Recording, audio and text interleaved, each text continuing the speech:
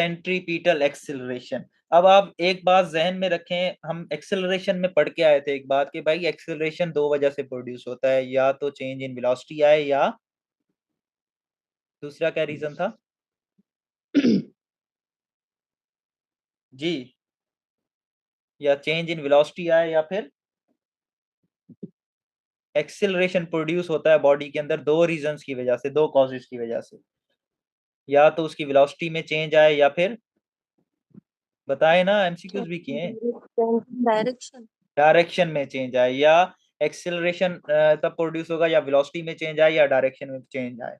ठीक है, it means अगर एक बॉडी जो है वो सर्कुलर पार्ट के अंदर, सर्कुलर ऑर्बिट के अंदर कांस्टेंट स्पीड से मूव कर रही है, there is no change in velocity, फिर भी हम कहेंगे कि इसमें बेशक वेलोसिटी में चेंज नहीं आ रहा लेकिन इसके अंदर एक्सिलरेशन है, वो एक्सिलरेशन उसकी डायरेक्शन की वजह से है, डायरेक्शन चेंज की वजह से। ठीक है, अब सेंट्रीपिटल फोर्स क्या होती है? Centripetal force basically the force required to move a body along a circular path, वो फोर्स जो किसी भी बॉडी को, किसी भी ऑब्जेक्ट को सर्कुलर पाथ के अंदर मूव करने पे मजबूर करती है, उसे हम सेंट्रीपिटल फोर्स कहते हैं।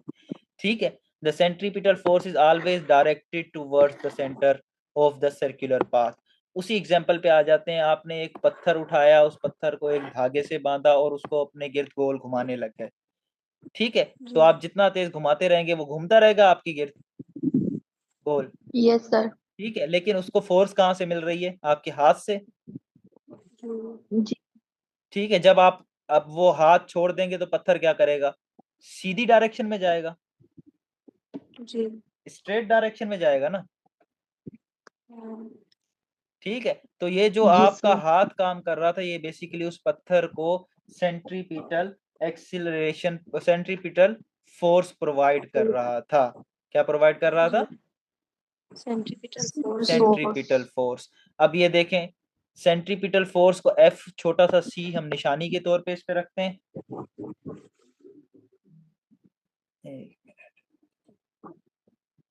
सेंट्रीपिटल फोर्स में हम एफ सी ए निशानी के तौर पे छोटा सा सी रखते हैं, जिसका मतलब होता है सेंट्रीपिटल फोर्स। ये डिपेंड किस पे करती है? ये डिपेंड करती है वेलोसिटी ऑफ द ऑब्जेक्ट के ऊपर, radius of the circular path के ऊपर और मास के ऊपर। तीन चीजों के ऊपर डिपेंड करती है। अब ये डायग्राम में जरा सा देख लें। अब सेंट्रीपिटल, ये एक ऑब्जेक्ट है जिसका मास m है। अगर इस ये एक सर्कुलर ऑर्बिट के अंदर मूव कर रहा है इस डायरेक्शन में, ये एरो की जो डायरेक्शन है।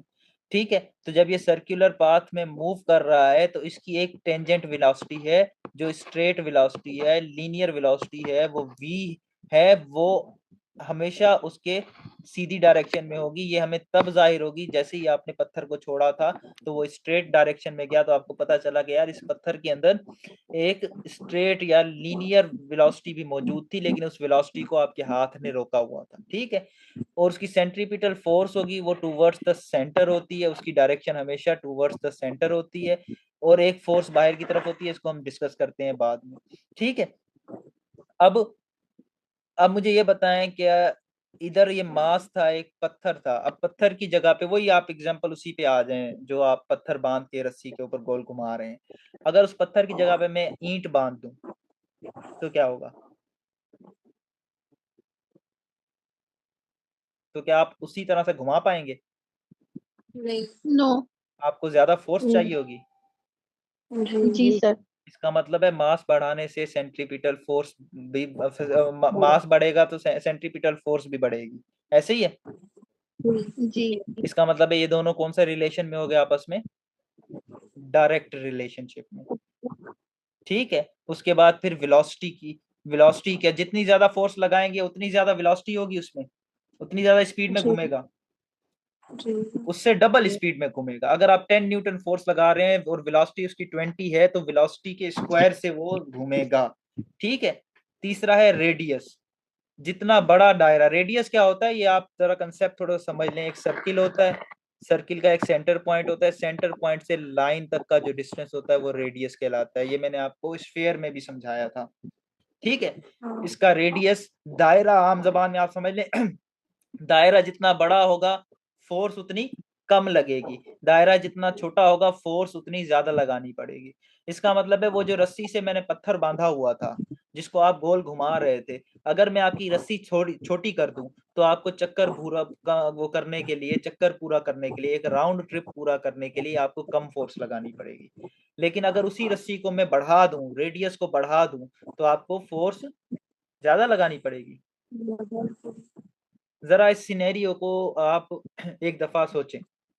आपके पास एक पत्थर है, आपने उसको धागे से बांधा, अब उसको एक पूरा गोल चक्कर लगवाना है।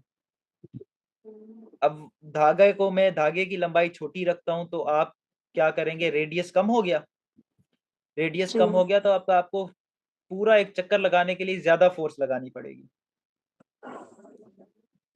और अगर उस रस्सी को मैं बढ़ा देता हूं, यानी रेडियस को बढ़ा देता हूं, तो फिर क्या होगा, आपको फोर्स कम लगानी पड़ेगी। अब आप इसको डेली लाइफ में ले आए कि एक आ गया मोटरसाइकिल का टायर, दूसरा आ गया ट्रैक्टर का टायर। बड़ी व्हीकल्स में बड़े टायर क्यों लगे होते हैं, बेसिकली इनडायरेक्टली, ये बिल्कुल एग्जैक्ट उसकी एग्जांपल नहीं है, लेकिन आपका कंसेप्ट समझाने के लिए बता रहा हूं आपको, कि वो बड़े टायर इसलिए लगाते हैं कि उसके अंदर बेसिकली क्या होता है, कम फोर्स लगाने से ज्यादा टर्निंग इफेक्ट प्रोड्यूस हो जाता है, सर्कुलर मोशन उनकी ज्यादा हो जाती है। इसका फार्मूला सेंट्रीपिटल फोर्स का है, जो आपने याद रखना है, mv²/r है। ठीक है। अब मुझे जरा ये बताएं कि सेंट्रीपिटल फोर्स का ऐसा यूनिट क्या होगा। जी, newton metre. Newton metre. Newton metre तो टॉर्क का यूनिट है, उसको तो छोड़ दें, अब न्यूटन मीटर तो नहीं है। किलोग्राम मीटर पर सेकंड स्क्वायर। किलोग्राम, अच्छा आप इसको बैठे कन्वर्ट कर रहे हैं। ठीक सर। अच्छा, जब मैंने आपको बता दिया फोर्स का यूनिट न्यूटन होता है, उस वक्त मैंने बताया था कि ये सेंट्रीपिटल फोर्स का होता है या कौन सी फोर्स का होता है, मैंने कोई स्पेसिफिकली बताया था। फोर्स कोई भी हो, अब जहन में रखें, फोर्स कोई भी हो, सेंट्रीपिटल हो, सेंट्रीफ्यूगल फोर्स हो, इलेक्ट्रोस्टैटिक फोर्स हो, मैग्नेटिक फोर्स हो, दुनिया जहान की फोर्स उठा के देख लें, उन सब का ऐसा यूनिट क्या होगा, न्यूटन ही होगा। न्यूटन होगा, क्या होगा, न्यूटन होगा। डज नॉट मैटर कि क्या है। अगर आपके पास एमसीक्यूज आ जाए what is the SI unit of centripetal force, तो आप क्या बताएंगे, क्योंकि ये फोर्स है तो फोर्स किसी भी किस्म की होगी, उसका एसआई यूनिट क्या होगा, न्यूटन। न्यूटन। उसके बाद आ जाए सेंट्रीफ्यूगल फोर्स। अच्छा, सेंट्रीफ्यूगल फोर्स क्या होती है, सेंट्रीफ्यूगल फोर्स इंपॉर्टेंट है, इधर से ही एमसीक्यूज देता है आपको, क्योंकि ये डेली लाइफ में हमारे थोड़ा सा काम आ रही होती है। अब centrifugal force basically pseudo force है, मतलब ये फोर्स होती नहीं है, लेकिन एक्शन रिएक्शन की वजह से हम कहते हैं। एग्जाम्पल वही लेते हैं भाई, ये आप एक बॉल को या एक पत्थर को रस्सी से बांध के गोल घुमा रहे इस डायरेक्शन में, ठीक है। अब ये जो पत्थर आपने बांधा हुआ था, ये पत्थर से आपकी इसकी फोर्स ऑफ सेंट्रीपिटल फोर्स यानी एफसी सेंटर की तरफ थी, ठीक है। एक मैंने फोर्स पीछे मार्क करके गया था, अगर आपको याद हो, मैंने कहा इसको हम बाद में डिस्कस करते हैं, मैं आपको दिखा देता हूँ पिछली स्लाइड में, ये वाली जो फोर्स थी, ये वाली फोर्स मैंने आपको कहा था इसको डिस्कस करते हैं। अब मुझे ये बताएं कि Newton's third law of motion आपके जहन में है, एक्शन का रिएक्शन होता है। अगर इसको कोई फोर्स अंदर की तरफ खींच रही है, जिसे हम सेंट्रीपिटल फोर्स कह रहे हैं, तो इसका रिएक्शन भी तो होना चाहिए, मतलब कोई ऐसी फोर्स जो इसको बाहर की तरफ खींच रही हो।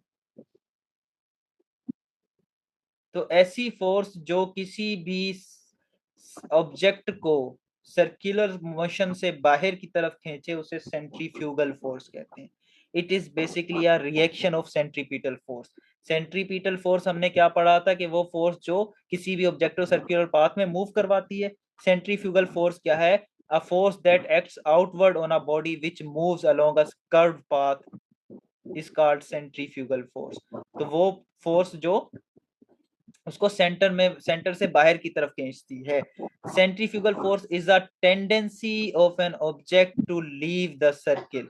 जैसे ही आपने पत्थर से हाथ छोड़ा था तो पत्थर स्ट्रेट डायरेक्शन में गया था, इट मींस एक फोर्स लगी थी जिसने उसे सेंटर से, उस सर्कुलर ऑर्बिट से, सर्कुलर पाथ से आउट किया था, वो होती है सेंट्रीफ्यूगल फोर्स। अब centrifugal force basically is a fictitious force, ये कोई रियल लाइफ कोई फोर्स नहीं होती है, ये सिर्फ एक्शन रिएक्शन फोर्स है।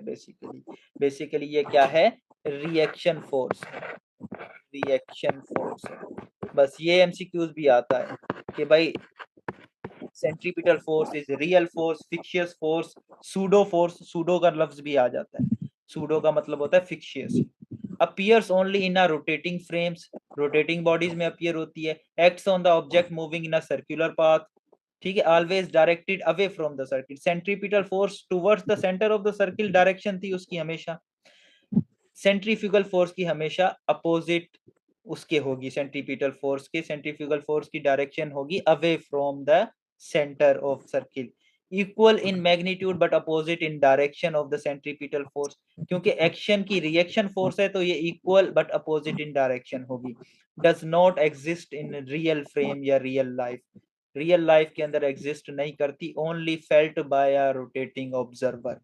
ये उसी तरीके से कि जैसे ही आप कार में बैठे हुए हैं, एकदम मैं कार को टर्न देता हूं तो आपकी बॉडी बाहर की तरफ जाएगी, दरवाजा अगर कार में ना लगा हो तो आप बाहर की तरफ गिर जाएंगे। जी ये जी झूले बच्चे खा रहे होते हैं, गोल राउंड वाला झूला होता है, वो अक्सर ऐसा होता है बच्चा निकल के बाहर जाके गिर जाता है। वो किस वजह से गिरता है, वो सेंट्रीफ्यूग की वजह से, सेंट्रीफ्यूगल फोर्स की वजह से, कि वो फोर्स डोमिनेट कर लेती है, वो फोर्स बढ़ जाती है तो बच्चा बाहर की तरफ जाता है। इसी तरीके से जैसे ही कार में एकदम हम टर्न लेते हैं तो हम जिस साइड टर्न होता है उसके अपोजिट साइड की तरफ, दरवाजे की तरफ जाते हैं, तो इसीलिए जाते हैं क्योंकि सेंट्रीफ्यूगल फोर्स उधर एक्ट करती है। Help explain why passenger feel pushed outward in a turning car, यही बात आ गई। No real agent applies to this force. It is an effect of inertia. Again ये inertia का इफेक्ट ही है। ठीक, अब आ जाते हैं इसकी एप्लीकेशंस के ऊपर, ये बहुत इंपॉर्टेंट है, ये जरा ध्यान से सुनें, लास्ट टॉपिक है ये, बस एंड हो रही है क्लास, थक गए होंगे आप भी, मैं भी थक गया हूँ वैसे। Application of centrifuge, blood testing के लिए सेंट्रीफ्यूग इस्तेमाल होता है। Separates blood into plasma and cells by spinning fast, ठीक है। यूरिन टेस्ट वगैरह के लिए लेबोरेटरी साइंटिफिक उसके अंदर यूज होता है। Helps settle particles crystals in urine for diagnosis. उसके बाद जो हमारे पास है वॉशिंग मशीन ड्रायर। अब वॉशिंग मशीन ड्रायर तो सबके पास होगा, सारे इस्तेमाल भी करते होंगे। अब उसमें क्या होता है कि आप ड्रायर के अंदर गीला कपड़ा डाल देते हैं, उसके बाद ड्रायर बहुत स्पीड में स्पिन करने लग जाता है, मतलब उसके अंदर सेंट्रीपिटल फोर्स आ गई। अब उसके अंदर थोड़े थोड़े छोटे छोटे सुराख होते हैं। ये उसी तरीके से कि आप यूं समझेंगे कार है, कार के दरवाजे नहीं हो तो टर्न दूंगा तो आप बाहर की तरफ चले जाएंगे, गिर जाएंगे ना।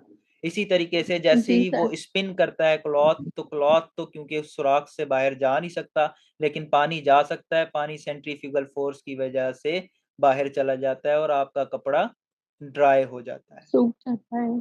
ठीक है। उसके बाद क्रीम सेपरेटर्स, जो आपके पास इस वक्त डेयरी क्रीम आती है, ठीक है, उस क्रीम को भी दूध से निकालने के लिए दूध को दो वो क्या करते हैं, spin milk to separate heavier cream from lighter milk. Cream heavy होती है तो उसको स्पिन की मदद से हम एक्सट्रैक्ट करते हैं। रोड बैंकिंग, सेंट्रीफ्यूगल फोर्स, अब ये इसकी बड़ी इंपॉर्टेंट एप्लीकेशन है। Roads are tilted on turns at balance centrifugal force. अब देखें आप नेशनल हाईवे पे जाते हैं, आपने देखा होगा जहां पे भी टर्न आता है ना, वहां पे एक साइड से रोड थोड़ा सा ऊपर उठा हुआ होता है, बिल्कुल फ्लैट नहीं होता है, ऐसा होता है ना। जहां पे जी भी सर टर्न के ऊपर रोड बना होगा वो एक साइड से उठा हुआ होता है, उसे हम कहते हैं बैंकिंग ऑफ रोड।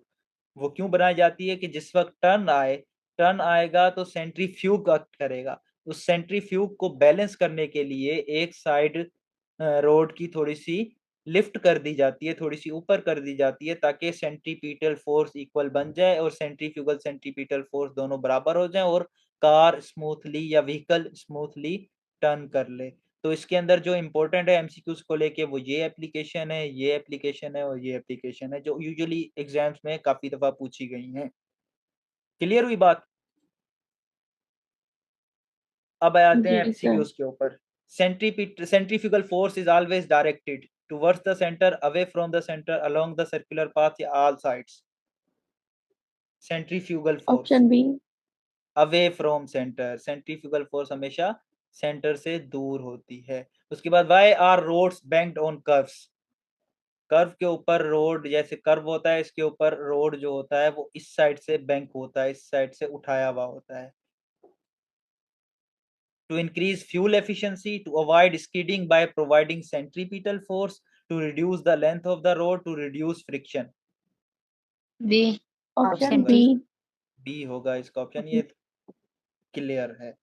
ठीक है, उसके बाद to moving in circular radius, ये स्पीड, ये what is the centripetal force.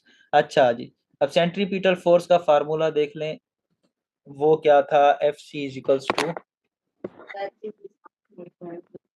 M V square upon R था।